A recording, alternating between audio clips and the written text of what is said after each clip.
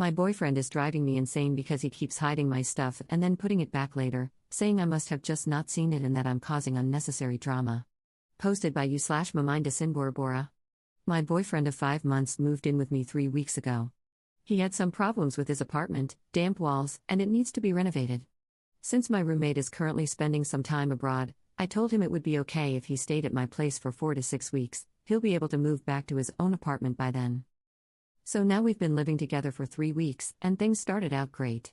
Jealousy had been a bit of a problem between us because we often go out separately, probably once a week, but coming home to the same apartment helped him get over his unjustified jealousy.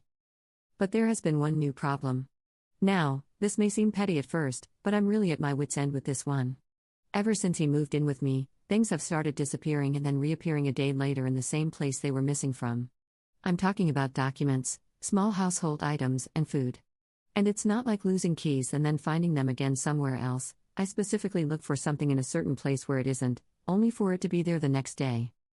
For example, I like to take a chocolate bar with me to work in the morning, and for that, I normally keep a pack of chocolate bars at home.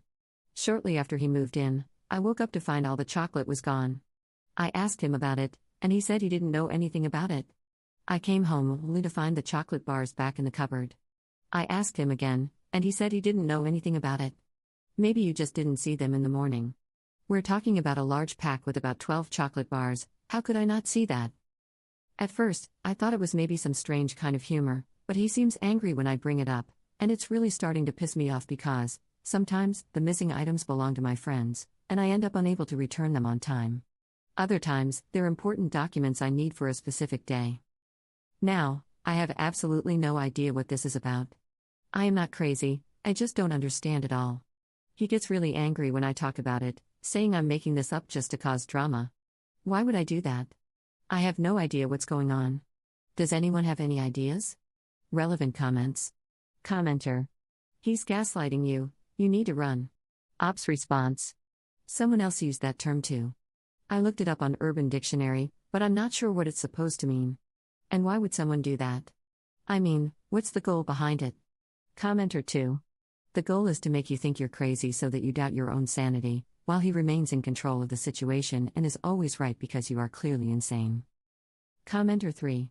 To expand on this comment, it's a way to manipulate you and increase his control while diminishing yours.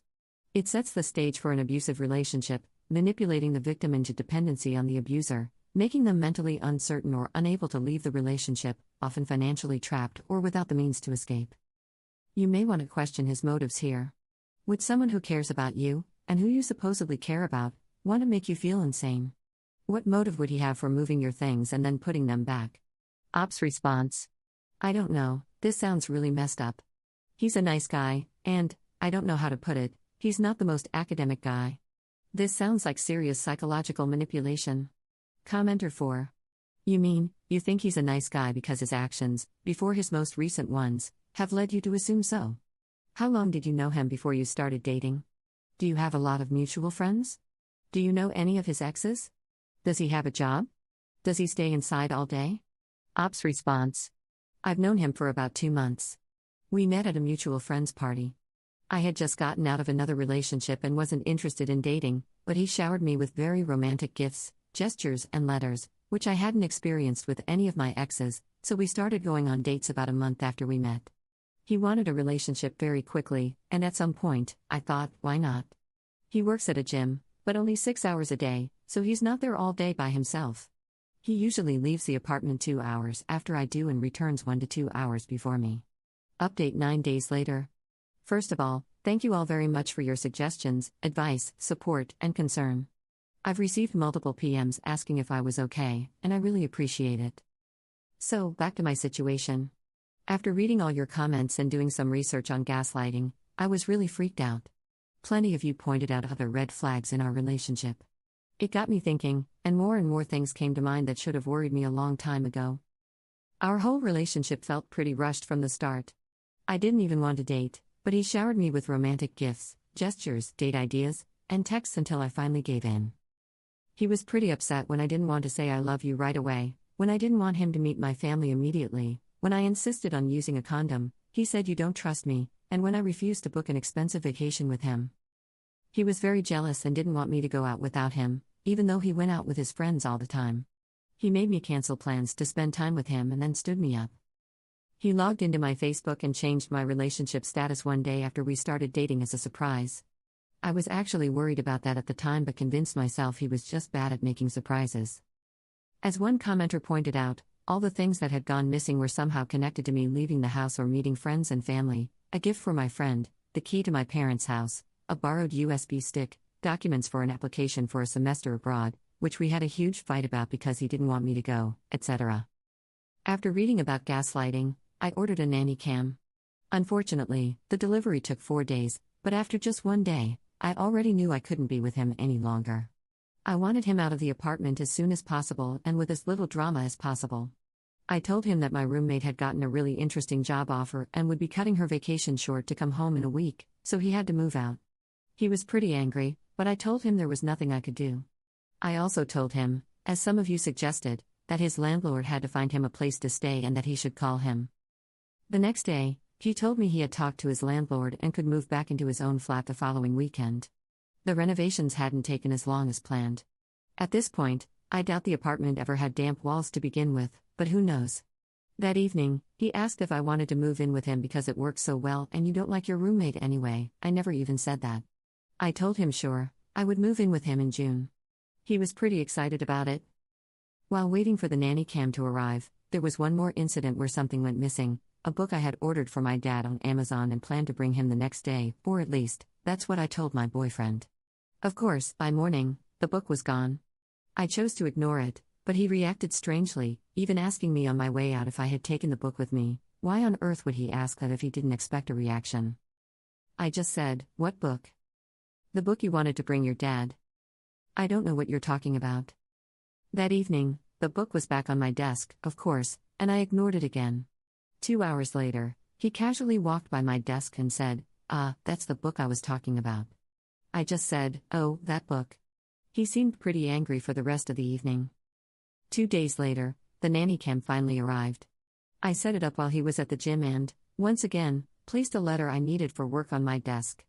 I wasn't surprised at all when it was gone a few hours later and reappeared the next day. When I finally had the apartment to myself again and could check the footage, I saw exactly what I already knew. He took the letter while passing my desk, put it in his gym bag, and then put it back a few hours later. However, as soon as I saw the evidence, I decided against confronting him. To be honest, I was scared of his reaction and had already decided to break it off as soon as possible. The camera didn't tell me his motive, and I figured he probably wouldn't tell me anyway. Still, it frustrated me that I would probably never know why he did it. On the last evening before he moved back to his newly renovated apartment, I told him I wanted to watch an old movie called Gaslight. Thanks for the tip, everyone, it really is a great movie. He sat with me through the whole film but was quieter than usual while I kept talking about how unrealistic it was and how obviously insane the husband was. I actually expected some kind of reaction from him, but he just sat there looking nervous. On Sunday, he took all his stuff back to his apartment. My brother had arranged for someone to come and change the locks, and as soon as that was done, I sent my boyfriend a text telling him it was over. I said I had no interest in being contacted again, that our breakup was final, and that it was very sad he had to hide my things to keep the relationship interesting. Since then, he's been calling me nonstop, but I haven't picked up and I won't. I know this isn't the most heroic or exciting ending. I could have confronted him with the video evidence, but instead, I cowardly broke up via text. However, I really didn't want to have a dramatic fight, I just wanted it to be over as quickly and smoothly as possible. If there's anything I've learned from this, it's not to rush into a relationship. For the past 7 years, I've jumped from one long-term relationship to the next, and I think it's time to stay single for a while and focus on my college classes. For now, I'm staying at my brother's for a couple of weeks, and I should probably change my phone number. I'm sorry I can't give you any insight into why he did it. It could have been kleptomania, a prank, or just him messing with my stuff because something about me frustrated him. I will probably never know. In all the texts he sent me, he just says he doesn't know what I'm talking about and that he never took my things. Relevant comments. Commenter. Breaking up with this psycho over text wasn't cowardly in this case, you did all the smart things. You busted him on video, got him out of the house, changed the locks, and then broke up with him. If anything, this is probably one of the smartest breakups I've ever seen. Ops response. Thank you for saying this. I was so freaked out, I just wanted him to leave quietly. Commenter 2. You said something very wise near the end of your post, that you needed to stop rushing into relationships and spend some time by yourself. I learned, after many unproductive relationships, none of them were bad, they were just nothing special, that learning to spend time by myself and becoming comfortable with it made me a much happier and calmer person. It allowed me to approach relationships differently because I was no longer desperate for someone to be with, I was quite happy with my own company. Now, I only spend time with people who make me happy. I have no interest in friendships or romantic relationships that are stressful. Ops response. Exactly, I had a long talk with my brother and his wife, and they reluctantly told me that most, if not all, of my ex-boyfriends were some kind of douches and that they always had the feeling they held me back. So, I guess it's really for the best to focus on myself for a while. Second update 2 months later. Final update, I'll try to keep it short this time. Unfortunately, my last update was locked, so I couldn't reply to every comment I would have liked to. In the past few weeks, I've gotten some messages asking if I'm okay/still alive, so I thought I'd write one more update. I'd love to give you an overall happy update, but unfortunately, the breakup didn't go as smoothly as I first thought it would. I never picked up when my ex called me and never responded to any of his countless messages, but I read most of them. There was a certain shift in his messages after about 4 days when he suddenly went from this, "I love you and miss you so much.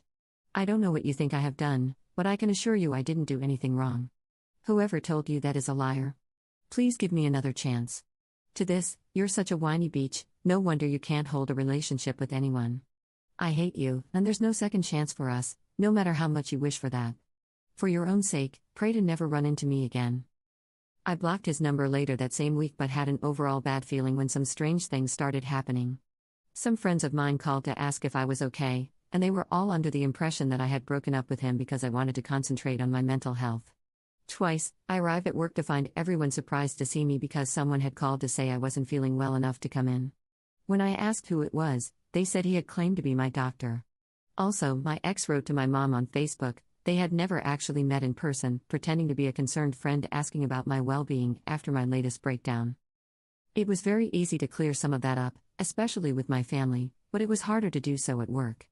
After 3 weeks at my brother's, I decided to move back into my own apartment, which turned out to be a bad idea. On the second evening, I saw my ex in front of the building, and then I saw him at least every other day, standing on the other side of the street, just watching. After about a week, someone started ringing the bell at 3 a.m. for 5 nights straight. On 3 occasions, I came home to find a small piece of paper in front of my door with a flame drawn on it. It creeped me out so much that he somehow managed to get into the building. I grew more and more afraid to leave the apartment and finally decided to move back in with my brother and his family. My friend, whom I shared the apartment with and who is currently abroad, didn't take the whole situation well. She was furious when she heard that I changed the locks without telling her, and even more furious when I told her I'd be moving out because that wasn't what we had initially agreed upon. However, I just can't go back there. In hindsight, though, I probably should have involved her more in the process. I did ask her parents if it was okay to change the lock since it's their apartment, but I didn't speak to her about it. I feel really crappy about letting him stay in her apartment in the first place. I also went to the police to get a restraining order. I was surprised by how hard it is to get one. I needed not only evidence of him harassing me but also evidence that he was threatening my safety. However, after long hours and much patience from my sister-in-law, I finally got one. The bright side is that I got approved for my semester abroad, which starts in October. To avoid burdening my brother any longer, I will be leaving in August and maybe traveling around a bit. I'm already in a Facebook group with all the other exchange students who will be there next semester, and I think I certainly won't be alone. When I come back, I'll be looking for a small apartment on my own. I can't thank you all enough for opening my eyes after my first post here. I actually had no idea what was going on, even though I had a feeling that something was off. You guys saved me from a very abusive relationship, and every day, I'm grateful I got out of it soon enough.